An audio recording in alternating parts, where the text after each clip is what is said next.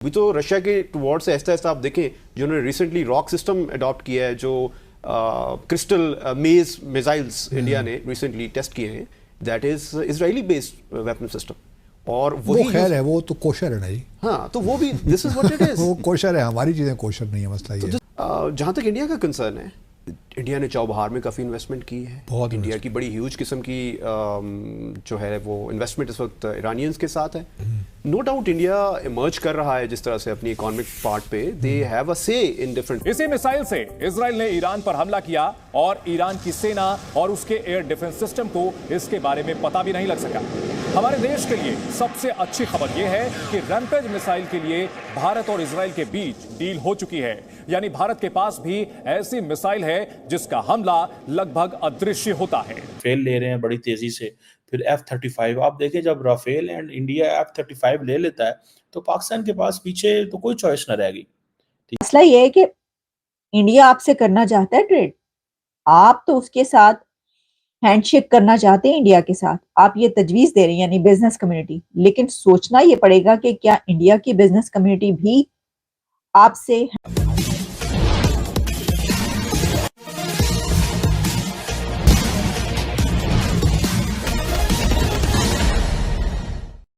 आखिरकार भारत के सुदर्शन चक्र का प्रयोग इजराइल ने ईरान पर कर ही दिया।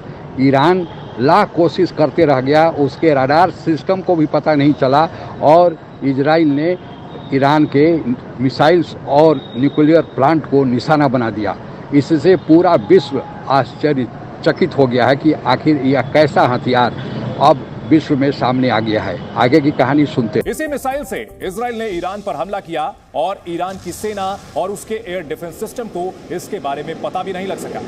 हमारे देश के लिए सबसे अच्छी खबर यह है कि रैम्पेज मिसाइल के लिए भारत और इजराइल के बीच डील हो चुकी है, यानी भारत के पास भी ऐसी मिसाइल है जिसका हमला लगभग अदृश्य होता है। ईरान के नतांज न्यूक्लियर प्लांट पर इजराइल के हमले की सैटेलाइट तस्वीरें आ चुकी हैं और इस समय इन तस्वीरों ने इस्लामाबाद से बीजिंग तक तहलका मचा। अभी तो रशिया के टुवर्ड्स ऐसा ऐसा आप देखें जिन्होंने रिसेंटली रॉक सिस्टम अडॉप्ट किया है, जो क्रिस्टल मेज मिसाइल्स इंडिया ने रिसेंटली टेस्ट किए हैं, that is Israeli based weapon system.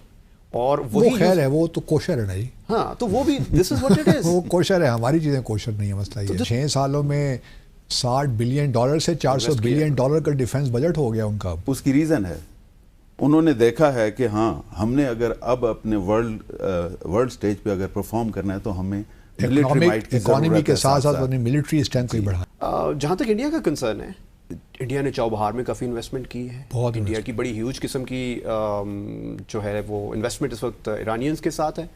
No doubt India emerge कर रहा है जिस तरह से अपनी इकोनॉमिक पार्ट पे, दे हैव अ से in different affairs, but for the first time I believe के लिटिल नॉन कन्वेंशनल मेथड में, जैसे मैंने बार्टर ट्रेड की बात की, इससे पहले सारी पॉलिटिकल स्टंट्स किए जाते थे, but this time it seems कि बोथ पार्टीज हैव रियलाइज्ड कि अगर हम मिलजुल के आगे ना चले तो there is no end to our problems.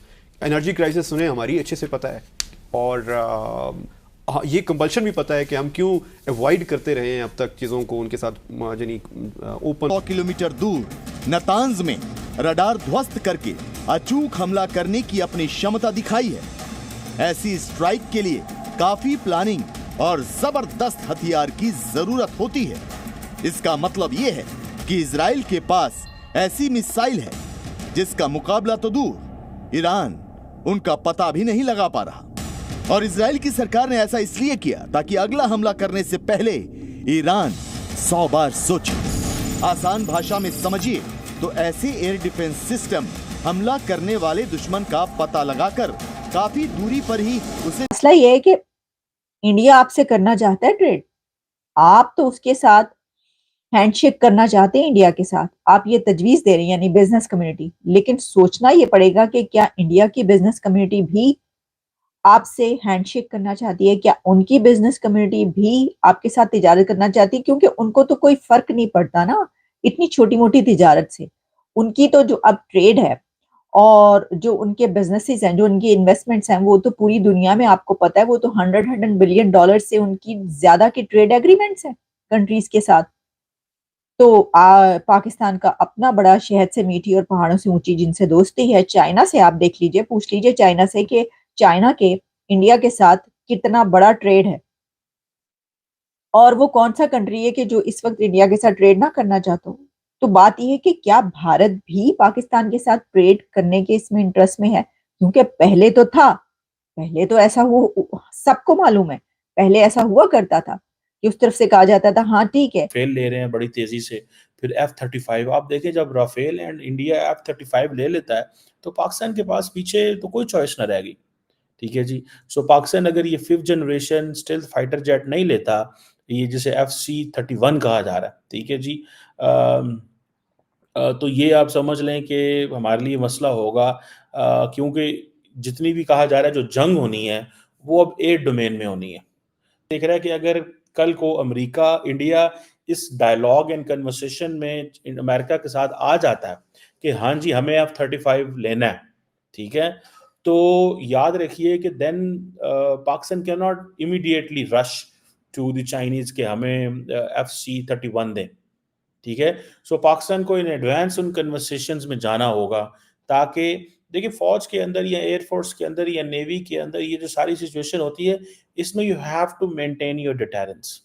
अगर आपका दुश्मन जो है वो कहते हैं कि अगर आपको गेज कर जाए तो वो कि भाई इसकी तो कैपेसिटी कोई नहीं रह गई, तो हम यहाँ पे अगर इसको अभी तो रशिया के टुवर्ड्स से ऐसा आप देखें जिन्होंने रिसेंटली रॉक सिस्टम अडॉप्ट किया है, जो क्रिस्टल मेज मिसाइल्स इंडिया ने रिसेंटली टेस्ट किए हैं, that is Israeli based weapon system, और वो खैर है, वो तो कोशर है ना जी। हाँ, तो वो भी this is what it is. वो कोशर है, हमारी चीजें कोशर नहीं है। मसला ये 6 सालों में $60 बिलियन से $400 बिलियन का डिफेंस बजट हो गया उनका। उसकी रीजन है, उन्होंने देखा है कि हाँ हमने अगर अब अपने वर्ल्ड स्टेज पे अगर परफॉर्म करना है तो हमें इकोनॉमी के साथ साथ अपनी मिलिट्री स्ट्रेंथ को बढ़ाना। जहाँ तक इंडिया का कंसर्न है, इंडिया ने चौबहार में काफ़ी इन्वेस्टमेंट की है। बहुत इंडिया की बड़ी ह्यूज किस्म की जो है वो इन्वेस्टमेंट इस वक्त इरानियंस के साथ है। नो डाउट इंडिया इमर्ज कर रहा है जिस तरह से अपनी इकोनॉमिक पार्ट पे, दे हैव अ से in different affairs, but for the first time I believe के लिटिल नॉन कन्वेंशनल मेथड में, जैसे मैंने बार्टर ट्रेड की बात की, इससे पहले सारी पॉलिटिकल स्टंट्स किए जाते थे, but this time it seems कि बोथ पार्टीज हैव रियलाइज्ड कि अगर हम मिलजुल के आगे ना चले तो there is no end to our problems. Energy crisis सुने हमारी अच्छे से पता है, और ये कंपल्शन भी पता है कि हम क्यों अवॉइड करते रहे हैं अब तक चीज़ों को उनके साथ यानी ओपन। आप अगर हमसे जुड़ा रहना चाहते हैं तो कृपया मेरे चैनल को सब्सक्राइब करें तथा बेल आइकन भी दबा दें, ताकि नई वीडियो की जानकारी तुरंत आप तक पहुंच जाए। धन्यवाद। जय हिंद।